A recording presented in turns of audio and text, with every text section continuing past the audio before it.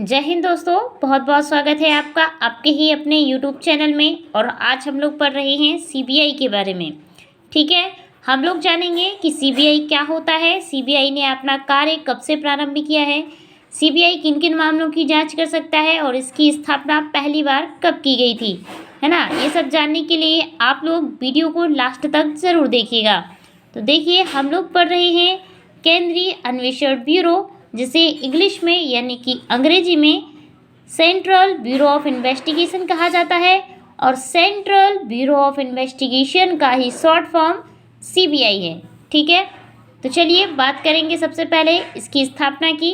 तो सीबीआई की जो स्थापना है ना, इसकी जो स्थापना है तो भ्रष्टाचार की रोकथाम के लिए संस्थानम समिति की सिफारिशों के आधार पर की जाती है। आप लोगों को पता होगा, जैसे हम 1947 में भारत को आज़ादी मिलती है, लेकिन भारत में भ्रष्टाचार में निरंतर वृद्धि होती है, करप्शन होता है, जवाबदेहिता नहीं होती है। जो नौकरशाह होते हैं यानी कि जो ऑफिसर होते हैं, जो ब्यूरोक्रेट होते हैं, वो निरंतर क्या है, भ्रष्टाचार फैलाते हैं। इन सब को समाप्त करने के लिए या फिर इनकी जांच करने के लिए ही सीबीआई की मेन रूप से स्थापना की जाती है। ठीक है, और सबसे पहले बात करेंगे अब इसके सन की।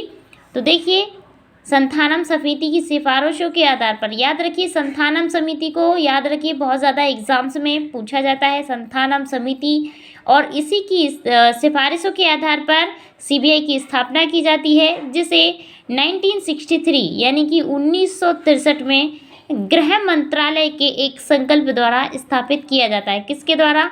गृह मंत्रालय यानी कि होम मिनिस्ट्री के एक संकल्प के द्वारा 1963 में सीबीआई की स्थापना होती है। ध्यान रखिएगा। एक बात और ध्यान रखिए कि सीबीआई कोई वैधानिक निकाय नहीं है, अर्थात संवैधानिक निकाय भी नहीं है। इसका उल्लेख कहीं भी संविधान में नहीं है। इसे दिल्ली विशेष पुलिस अधिष्ठान अधिनियम 1946 से शक्ति प्राप्त होती है। तो इसे जब इसका निकाय, जिसमें इस निकाय का जो उल्लेख है संविधान में कहीं भी नहीं किया गया है, तो इसे पावर्स कहाँ से मिलती है? तो एक अधिनियम आता है 1946 में, दिल्ली विशेष पुलिस बल अधिष्ठान अधिनियम, है ना। दिल्ली विशेष पुलिस बल अधिष्ठान अधिनियम से इसको बहुत सी शक्तियाँ प्राप्त होती हैं, जो 1946 में आता है। चलिए बात कर लेते हैं सीबीआई के संगठन की, अर्थात इसमें किस तरीके से इस संगठन का गठन किया गया है। तो देखिए, मूल रूप से सन 1963 में, जैसा कि हमने पीछे देखा, 1963 में सीबीआई की स्थापना की जाती है संस्थानम समिति की सिफारिशों के आधार पर, याद रखिएगा, जिसमें सीबीआई की स्थापना 6 संभागों में की जाती है। सबसे प्रारंभ में जब 1963 में सीबीआई की स्थापना होती है, तो इसमें कितने संभाग होते हैं? तो 6 संभाग होते हैं। आइए हम लोग देख लेते हैं उन संभागों को भी।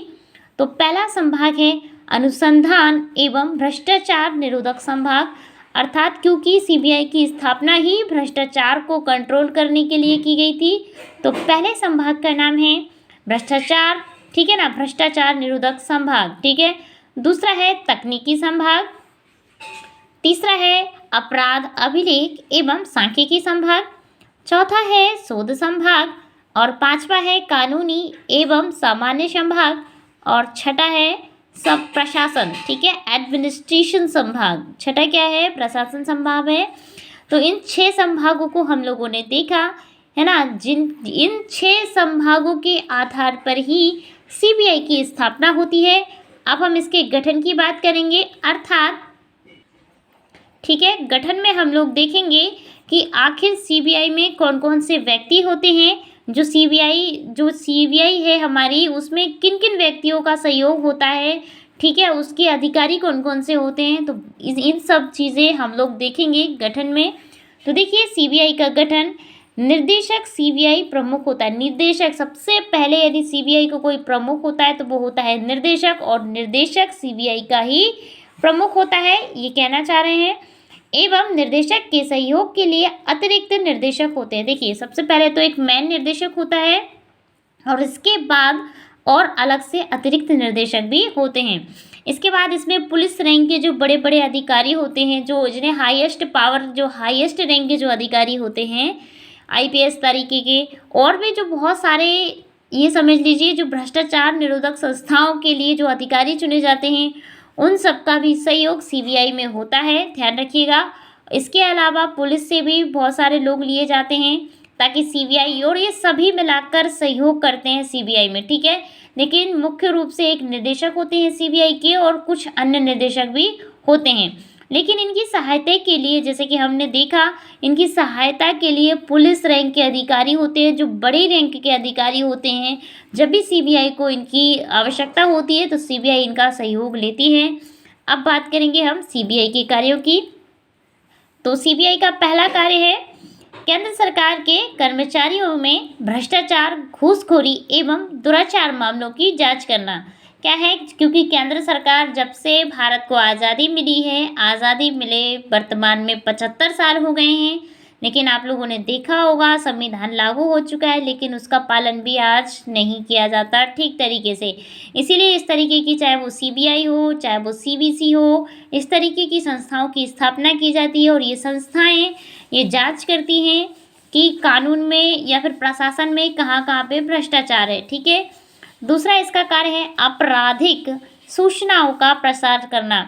जैसे कि अपराधी प्रवृत्तियां बढ़ रही हैं, आप लोगों ने देखा होगा संगठित अपराध और असंगठित अपराध बहुत ज़्यादा बढ़ते जा रहे हैं, स्मगलिंग हो रही है, बहुत सारे आप अपराध के बारे में आप सुनते रहोगे, डकैती हो गई, ब्लैकमेलिंग हो गई, साइबर अपराध, क्योंकि डिजिटलीकरण, ठीक है, डिजिटलीकरण आ चुका है। मतलब कि मोबाइल फ़ोन बहुत ज़्यादा यूज़ हो रहे हैं अब, सब कुछ कोरोना काल में बहुत ज़्यादा डिजिटलीकरण आया, मोबाइल फ़ोन का उपयोग होने लगा है।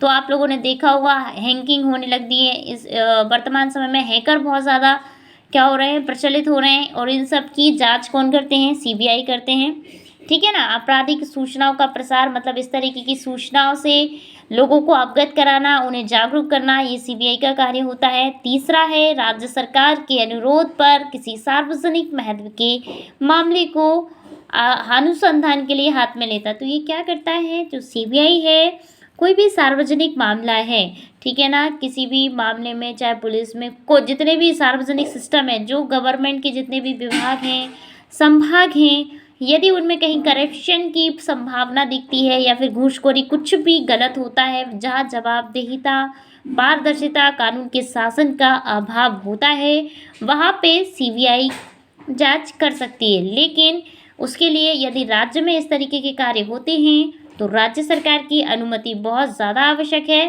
क्योंकि उसकी अनुमति के बिना कोई कार्य नहीं होता। और केंद्र सरकार की अनुमति की आवश्यकता होती है। इसके अलावा जो राजकोषीय एवं आर्थिक कानूनों के उल्लंघन के मामलों का अनुसंधान करना, ठीक है ना। जब कोई बहुत ज़्यादा कहीं पैसा खर्च होता है, मतलब कि ऊपर से जब जैसे गृह मंत्रालय से ही या फिर शिक्षा के लिए बहुत ज़्यादा बजट आया, बजट में पैसा तो आ जाता है लेकिन उतना खर्च शिक्षा पे नहीं हो रहा है। उदाहरण के तौर पर हम ले रहे हैं, उतना पैसा जब शिक्षा पे खर्च नहीं होता है तो बाद में कौन जांच करता है, सीबीआई जांच करती है। और इस घोटाले, जो बहुत सारे घोटाले होते हैं, अभी वर्तमान समय में आपने मध्य प्रदेश में देखा होगा राशन के घोटाले की बात चल रही है ना। तो इस तरीके के मामलों की जांच के लिए ही ये संस्थाएं सीबीआई, सीबीसी जांच करती हैं, है ना।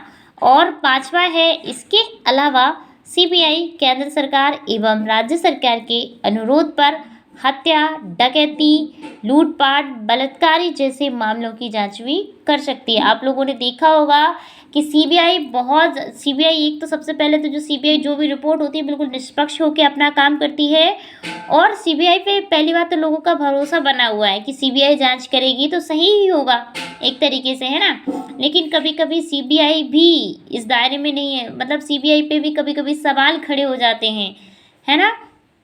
लेकिन हमें सीबीआई पे, क्योंकि सीबीआई केंद्र सरकार की संस्था है, इसीलिए सीबीआई पर जनता का भरोसा होना ही चाहिए, है ना। और सीबीआई अपना जो भी काम है वो निष्पक्ष होकर करती है, ध्यान रखिएगा। और ये आज हम लोगों ने जितनी भी बातें सीबीआई के बारे में पढ़ी हैं, ये आपको आम नागरिक होने के लिए भी, क्योंकि आप भारत के नागरिक हैं और इसीलिए आपको पता होना चाहिए कि सीबीआई क्या है, कैसे काम करती है, और ये अपनी रिपोर्ट केंद्र सरकार को देती है, ठीक है, ध्यान रखिएगा। आज हम लोगों ने जाना जिस तरीके से सीबीआई के बारे में, इससे एक भी क्वेश्चन बाहर नहीं होगा आपके किसी भी एग्ज़ाम के लिए, ठीक है ना। वीडियो देखने के लिए आप सबका बहुत बहुत धन्यवाद। मिलते हैं अगले वीडियो में, तब तक के लिए जय हिंद, जय भारत, थैंक यू।